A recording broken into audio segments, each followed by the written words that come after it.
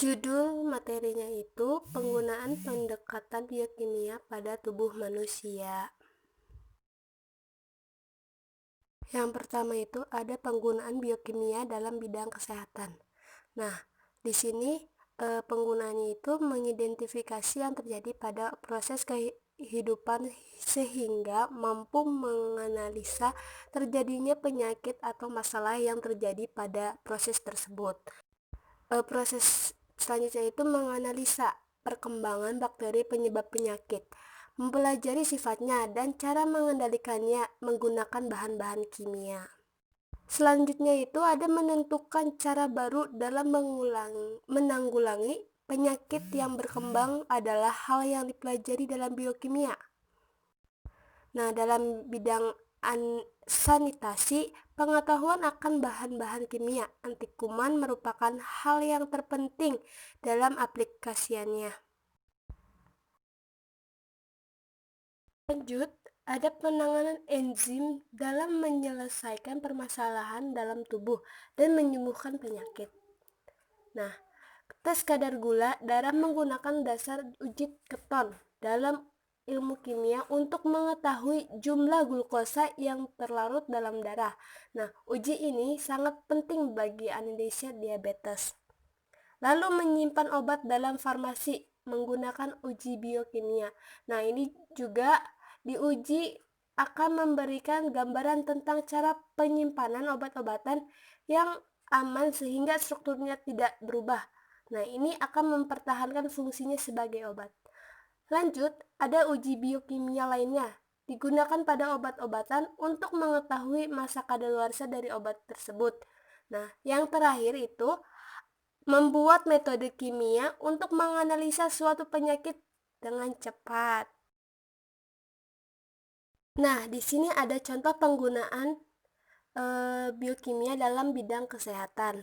Yang pertama itu ada di bidang kedokteran. Jadi di bidang kedokteran ini penggunanya itu memahami kesehatan dan memelihara kesehatan dan memahami dan melakukan penanganan suatu penyakit secara efektif. Dan yang kedua itu ada mengetahui masalah gizi. Jadi di sini kita mengetahui tentang reaksi-reaksi kimia penting yang terjadi dalam sel. Nah, hal ini berarti kita dapat memahami proses-proses yang terjadi dalam tubuh. Dengan demikian, diharapkan kita akan mampu menghindari hal-hal dari luar yang akan mempengaruhi proses dalam sel-sel tubuh. Nah, misalnya ini kita akan mendapatkan makanan yang akan kita makan sehingga kita memperoleh manfaat dari makanan secara optimal. Yang ketiga itu ada pemecahan masalah kekurangan gizi. Nah, jadi biokimia mempunyai peranan dalam memecahkan masalah gizi, penyakit-penyakit akibat dari kekurangan gizi terutama pada anak-anak. Nah, adapun salah satu penyebab dari kekurangan gizi adalah asupan makanan, infeksi penyakit, seperti halnya yang telah dijelaskan di atas ya, slide yang atas yang sebelumnya itu.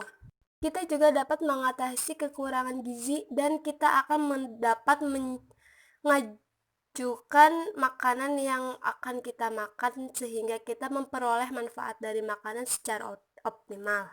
Serta kita mampu menghindari dampak dari suatu lingkungan yang tercemar oleh limbah yang membahayakan kesehatan. Lalu yang kedua itu ada penggunaan biokimia dalam pemeriksaan penyakit. Nah, yang pertama itu ada pemeriksaan darah.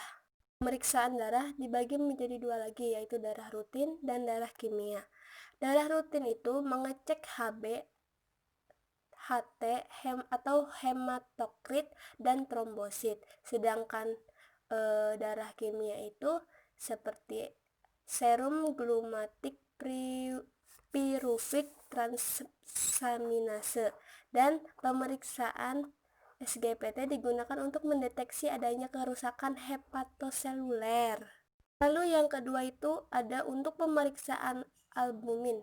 Nah, pemeriksaan albumin ini dilakukan untuk mendeteksi kemampuan albumin yang disintesis oleh hepar, yang bertujuan untuk menentukan adanya gangguan hepar seperti luka bakar dan gangguan ginjal. Yang ketiga itu ada pemeriksaan status gizi. Nah, pemeriksaan biokimia yang digunakan untuk mendeteksi adanya efisiensi zat gizi pada kasus ini. Nah, pemeriksaan ini dilakukan melalui spesimen jaringan tubuh seperti darah, urin, tinja, hati, dan otot yang diuji secara laboratorium, terutama untuk mengetahui kadar hemoglobin, ferritin, glukosa, dan kolesterol. Lalu yang keempat itu ada pemeriksaan bilirubin. Nah, pemeriksaan bilirubin ini dilakukan untuk mendeteksi kadar bilirubin. Nah, bilirubin direct dilakukan untuk mendeteksi adanya icteric obstruktif oleh batu atau neoplasma hepatitis. Bilirubin indirect dilakukan untuk mendeteksi adanya anemia dan malaria. Yang kelima ada pemeriksaan gas darah arteri. Nah, pemeriksaan gas darah arteri ini dilakukan untuk mendeteksi gangguan keseimbangan asam basa yang disebabkan oleh gangguan respiratorik atau gangguan metabolisme. Yang keenam ada pemeriksaan urin. Nah, pemeriksaan urin ini dilakukan untuk mendeteksi gangguan keseimbangan asam basa yang disebabkan oleh gangguan respiratorik, gangguan metabolisme. Lalu yang keenam itu ada pemeriksaan urin.